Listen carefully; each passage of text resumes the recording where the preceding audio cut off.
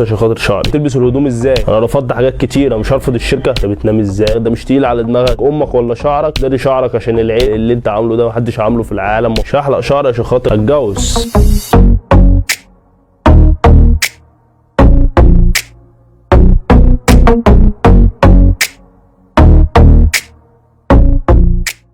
بديت اربي شعري من وانا عندي 7 سنين. كنت بروح للحلاق وكده، وكنت بروح مثلا يظبط لي شعري وكده، وكنت بروح اغسله.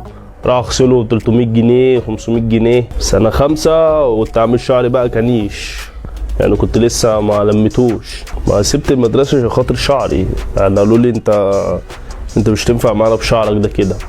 بيكلفني. انا مثلا ببقى بصرف كل فلوسي عليه. انا ممكن ما اكلش بسبب ان انا اصرف على شعري، وبروح اغسله كمان.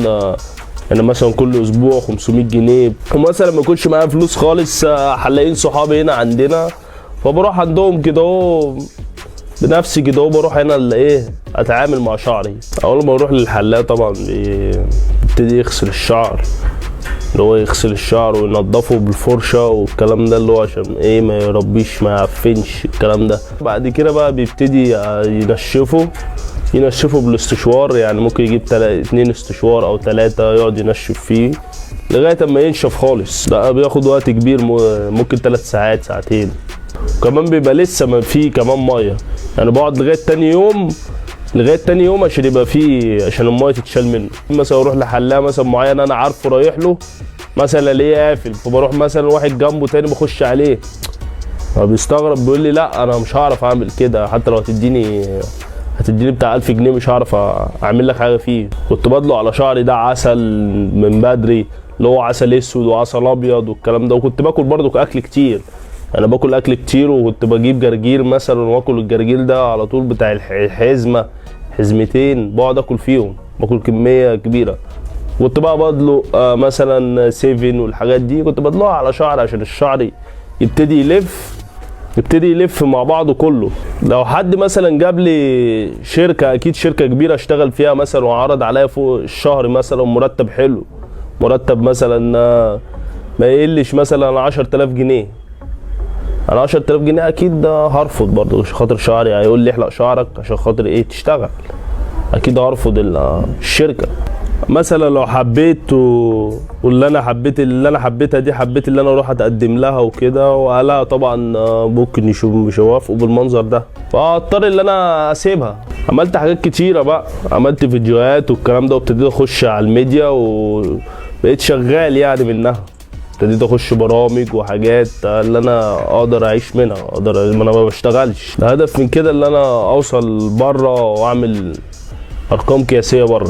انا قدمت في مشروع جينيس. انا وزنت شعري لقيته فوق 10 كيلو، وطبعا قست شعري بالمتر، لقيته الشعرايه لوحديها 1.5 متر.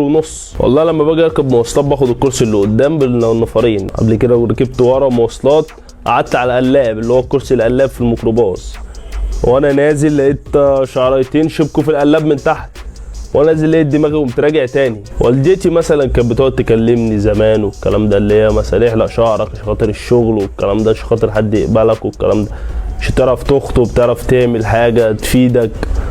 والله كانت بتكلمني كده كلام، بس خاطر بقى زي ما قالت لي خلاص سيبه بقى على راحته، سابتني بقى على راحتي. فانا الحمد لله يعني. لما ماشي في الشارع الناس بيتجننوا، بيقولوا لي احنا اول مره نشوف شعر كده، اول مره نشوف شعر بالطريقه دي بالحجم الكبير ده. طب ده ما بيوجعكش رقبتك من ورا ما بتوجعكش؟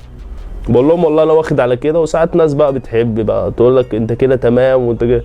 لما بلبس التيشيرت اكيد بدخله من جوه الشعر عشان عشان يخش في الرقبه من جوه، وبعد كده بلبسه ببتدي اطلع الشعر من ورا عشان يطلع بره التيشيرت، والتيشيرت يبقى لوحده. ابتدي بقى اعمل الكلام ده. ولما باجي انام والله بفرده كده، بعمله مخده، بفرده بقى بالطول.